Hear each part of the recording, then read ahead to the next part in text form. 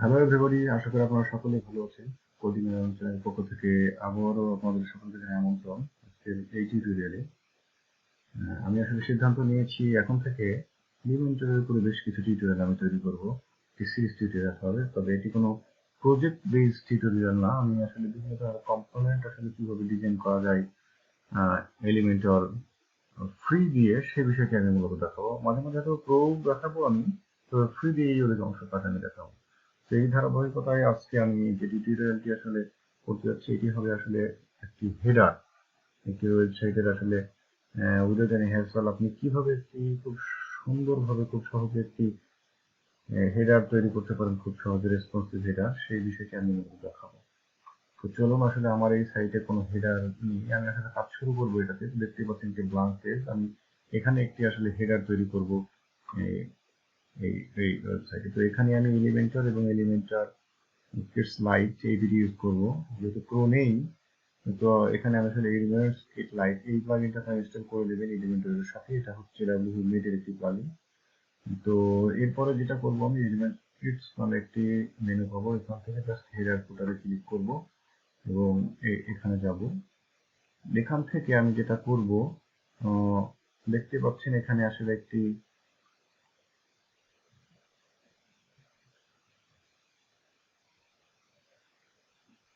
এরপর আমি যেহেতু এটা হেডার তৈরি করব, এখান থেকে জাস্ট হেডারে ক্লিক করব এবং এখান থেকে জাস্ট অ্যাড নিউ করে একটি টেমপ্লেট আমি নিয়ে নিব। ঠিক আছে, তো এটা আমি নাম দেব হচ্ছে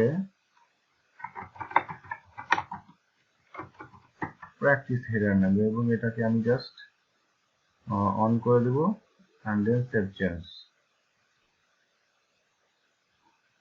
এরপরে এখান থেকে আমি যেটা করব, এটাকে এডিট করব, এলিমেন্টরে ওপেন করব এটা।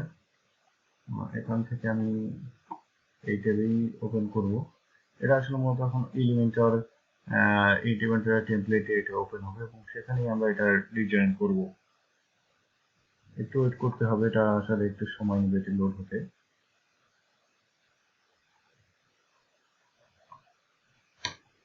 হ্যাঁ, এটা লোড হয়েছে, যদি আমি লোকাল হোস্টে কাজ করতেছি, তারপরে আসলে এটা একটু স্লো আর কি। তো এখান থেকে আমি জাস্ট একটি কন্টেনার নিয়ে নিব। কন্টেনার নিয়ে, যেহেতু এখানে আমি একটা হেডার তৈরি করবো, তো হেডার তৈরি করা মানে এখানে একটা আইকন হবে, এখানে মেনু হবে, এই সাইডে আমি একটা আসলে বাই নাও বা গেট স্টারের একটা বাটন দেবো আর কি। ঠিক আছে, তো এটা করার জন্য এটাকে আমি 3টা কলাম করে নেবো। তো এটা ডুপ্লিকেট করলাম, আরো একটা ডুপ্লিকেট করলাম। এরপর যেহেতু এটাকে আমি ছোট করে দেবো,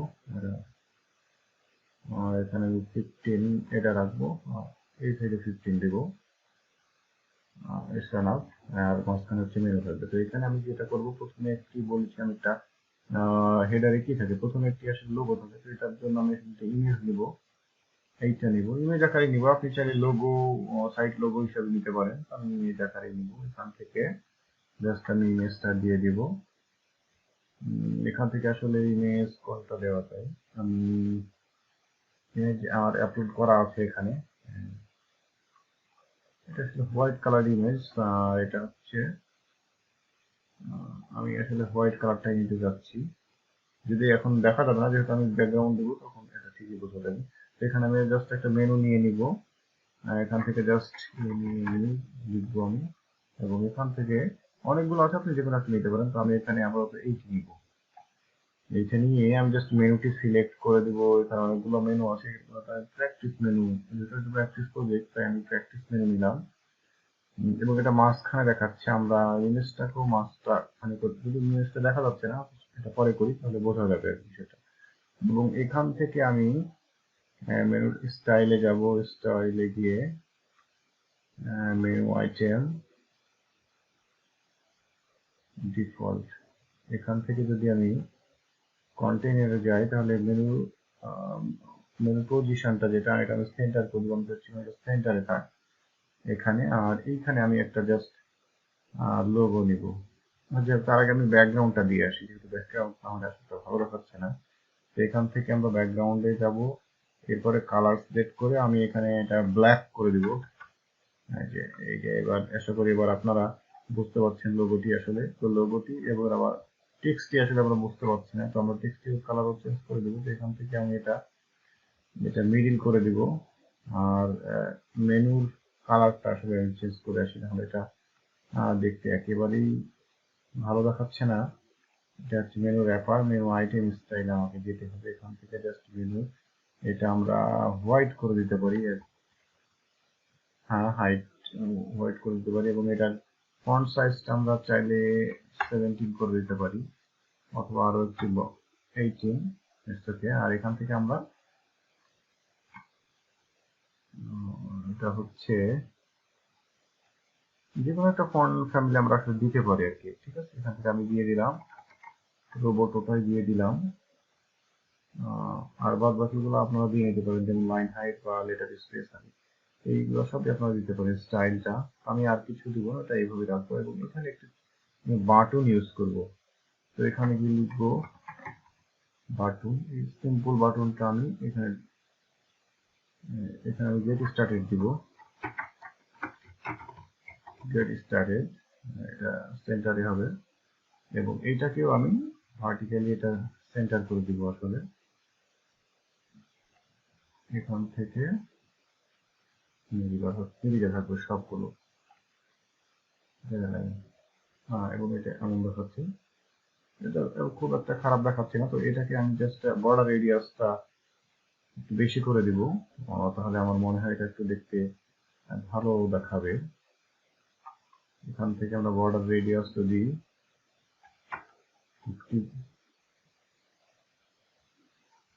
না হয় না, এটা আমি এখানে মেনু থেকে আমাদের বর্ডার রেডিয়াস দুঃখিত, এখান থেকে আমরা জাস্ট এখানে বর্ডার রেডিয়াসটা দিয়ে দেবো 50। ঠিক আছে, তাহলে আমার মনে হয় এটা দেখতে একটু ভালো দেখাবে। এখন এই যে এটা আনন্দ করছে আমাদের, এইটা একটু বড় দেখাচ্ছে, এটা আরো একটু ছোট করে দেওয়া যেতে পারে। এটা আসলে আপনাদের ডিজাইন অনুসারে আপনারা এটা রিকোয়ারমেন্ট অনুযায়ী, ক্লায়েন্টের রিকোয়ারমেন্ট অনুযায়ী আসলে এগুলো ডিজাইন আপনারা ঠিক মতো করে নেবেন। আসলে আমি এখন যেহেতু টিউটোরিয়াল পারপোজ, আমি এত কিছু দেখাতে চাচ্ছি না আর কি। তো মূলত এইভাবে আসলে খুব সহজে আমার একটা হেডার কিন্তু আসলে ডিজাইন করে ফেলতে পারে। ঠিক আছে, এখন যদি আমি এই ব্ল্যাঙ্ক পেজটি রিফ্রেশ দিই হোম ব্লগ 1 নামে, এই যে দেখতে পাচ্ছেন, এই যে এখানে আমাদের মেনুটা কিন্তু চলে এসেছে। আমরা এখানে যে ডিজাইনটা করেছি, এবং এটা শুধু এই পেজে না, আমরা যদি হোম ওয়ানে যাই সেম মেনুটি দেখতে পাবো, কারণ একটা কন্ডিশন দেওয়া আছে, এটা ইন্টার সাইট। ঠিক আছে, পুরো সাইটে এই একই হেডার শো করবে। আপনারা চাইলে কন্ডিশন দিয়ে বিভিন্ন পেজে বিভিন্ন দেখাতে পারবেন। তো এটাকে যদি এখন রেসপন্সিভ করতে চাই আমরা, তাহলে এখানে ক্লিক করবো, এখান থেকে আমরা যাব হচ্ছে ট্যাবলেটে। আমরা এটা দেখতে পাচ্ছি, এটাও দেখতে পাচ্ছি, কিন্তু এটা দেখতে খুব ভালো দেখাচ্ছে না। মেনুটা এখন দেখা যাচ্ছে না, কারণ এটা মেনুর কালারটা এখানে চেঞ্জ করা নেই। আমাদের কালারটা আসলে দিয়ে দিতে হবে এই যে এখান থেকে। ঠিক আছে, এখানে যদি আমরা ক্লিক করি দেখাচ্ছে। তো এইটাকে আসলে আমাদের এই এবং এটাকে যদি আমরা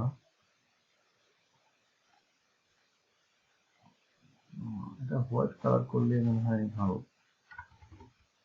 হোয়াইট, এটাই ঠিক আছে।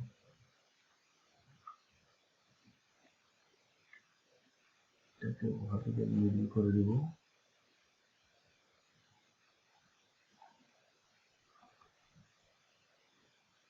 এটা বাটনটাকে আমরা আসলে ছোট করে দিব। আমরা যেটা করতে পারি, এটাকে আসলে 12 আছে, এটাকে আমি 20 করে দিব। সবটা এটাকে 20 করে দিব, 20।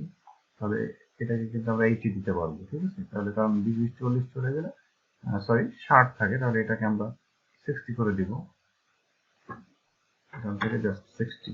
তাহলে এবার সবগুলো মোটামুটি ভালো দেখাবে।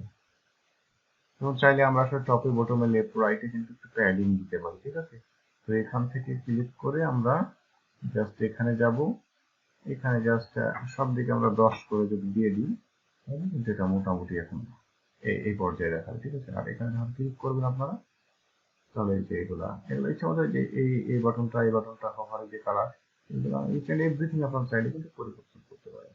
এখান থেকে আমরা যদি মোবাইলে যাই, তাহলে মোবাইলে এটা এমন মোবাইলে মোটামুটি দেখাচ্ছে। আপনারা চাইলে মোবাইলে এটাকে মোবাইলে হাইড করে দেবেন।